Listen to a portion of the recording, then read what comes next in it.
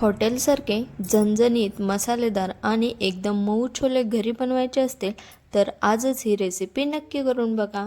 चला तर मग आधी आपली तयारी करून घेऊया. इथे मी 2 टोमॅटो घेतला आहे, त्यासोबत थोडासा कांदा, हिरवी मिरची, आलं आणि लसूण घेतला आहे. आता कढई चांगली गरम करून घेऊया. कढई गरम झाली की तेल घालूया आणि त्यामध्ये बारीक चिरलेला कांदा टाकूया. कांदा असा छान सोनेरी रंगाचा होईपर्यंत व्यवस्थित परतून घ्यायचा. कांदा छान परतून झाला की आता त्यामध्ये थोडीशी चिरलेली हिरवी मिरची घालूया. आता यामध्ये आलं लसूण पेस्ट घालते आणि याचा कच्चा वास जाईपर्यंत छान भाजून घेते. आता यामध्ये आपण टोमॅटोची पेस्ट घालूया. टोमॅटोची पेस्ट आता अशी छान तेल सुटेपर्यंत परतून घ्यायची. घाई अजिबात करायची नाही.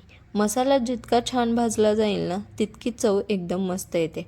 आता यामध्ये घालूया गरम मसाला, मटण मसाला, घरगुती तिखट आणि चवीनुसार मीठ. हे सगळं छान मिक्स करून मसाला थोडा वेळ परतून घेऊया. वा, आत्ताच किती छान सुगंध यायला लागलेला आहे. आता इथे आपण एक छोटीशी ट्रिक करणार आहोत.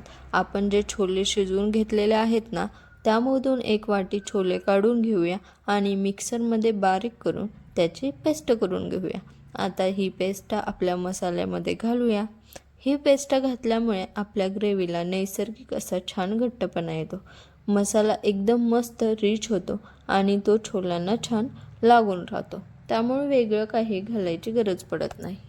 आता ही पेस्ट मसाल्यामध्ये छान मिक्स करून घेऊया आणि थोडीशी परतून घेऊया. आता आपले शिजवलेले छोले यामध्ये घालूया. हे बघा, छोले आणि मसाला एकदम छान मिक्स झाले आहेत. आता वरून थोडंसं गरम पाणी घालूया. तुम्हाला ग्रेव्ही जशी हवी असेल त्याप्रमाणे पाणी कमी जास्त करू शकता. आता याला झाकण ठेवून साधारण 5 ते 6 मिनटं छान उकळी येऊ देऊ. अरे वा, काय मस्त रंग आला आहे. आता शेवटी वरून थोडीशी कसुरी मेथी घालूया आणि बस. हे बघा, आपले गरमागरम झणझणीत आणि एकदम चविष्ट छोले मसाला तयार आहे. तुम्हीही ही रेसिपी घरी नक्की करून बघा आणि तुमचे छोले कसे झाले ते मला कमेंट करून नक्की सांगूया. तोपर्यंत खा, खिलवा आणि आनंदी रहा. धन्यवाद.